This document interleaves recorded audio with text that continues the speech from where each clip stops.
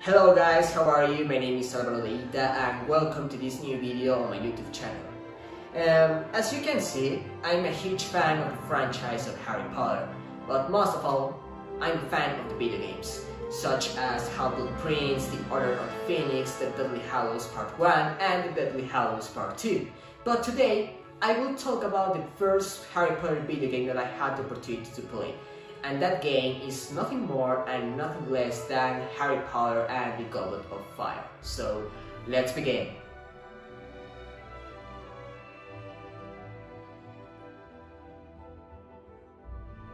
Based on the film of the same name, Harry Potter and the Goblet of Fire, it's a PlayStation 2 video game that was developed by Electronic Arts in 2009, and it takes the most important events of the film, such as the Quidditch Championship, the Triwizard Tournament, and of course the confrontation with Lord Voldemort. We as players, we have the opportunity to play under the skin of the three main characters of the film, such as Harry Potter, Ron Weasley, and Hermione Granger, which have many abilities in the field of magic. So, if we want to have more of these abilities, we will have to collect more and more beans as possible, which are hidden in the objects of our environment, or by defeating an enemy creature.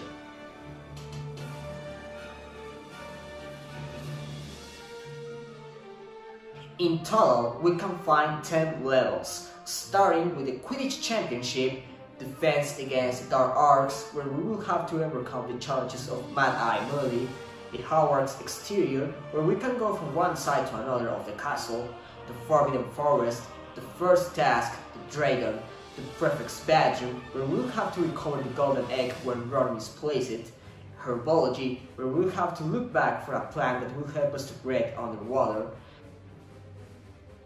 the second task, the Black Lake, the third task, the Enchanted Maze, and the confrontation with Lord Voldemort. While it is true that most of these scenarios appear in the movie, many others are directly from the book, including some of the creatures.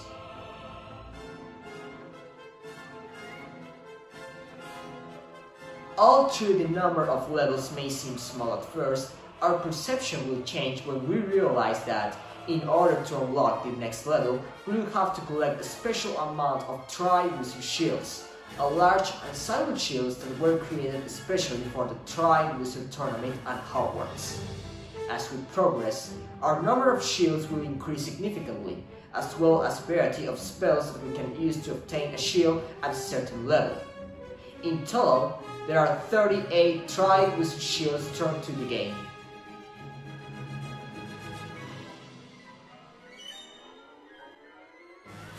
In most part of the game, we can play as Harry Potter, Ron Weasley, and Hermione Granger.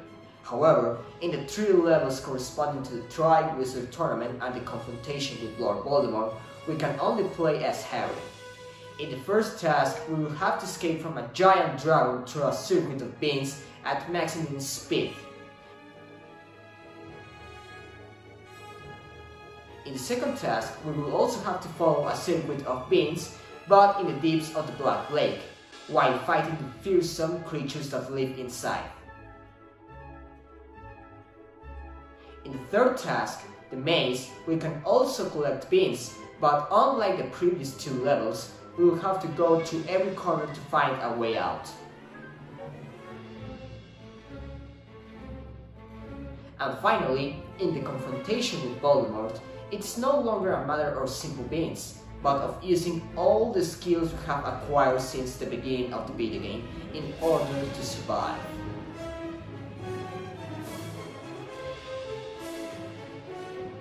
So, unlike the other video games of the franchise, we as players, we cannot go through the entire Hogwarts Castle because all the levels of the video game has already an established limit.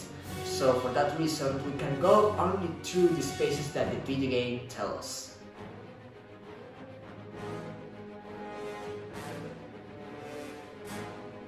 Despite the fact that many players hate this game, I personally love it.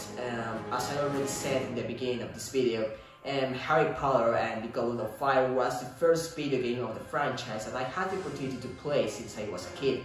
and nowadays I still love it.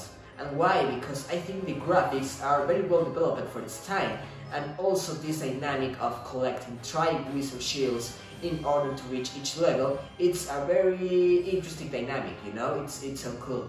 But maybe it will be interesting to have the opportunity to explore, as I already said, many of the levels of the video game.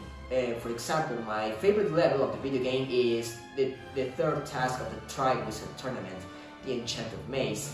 And I, as player, I would like to explore more the maze, you know? But in general, I think that Harry Potter and the Goblet of Fire, it's a very interesting video game. It's worthy playing, and more if you're a fan of the franchise, you know?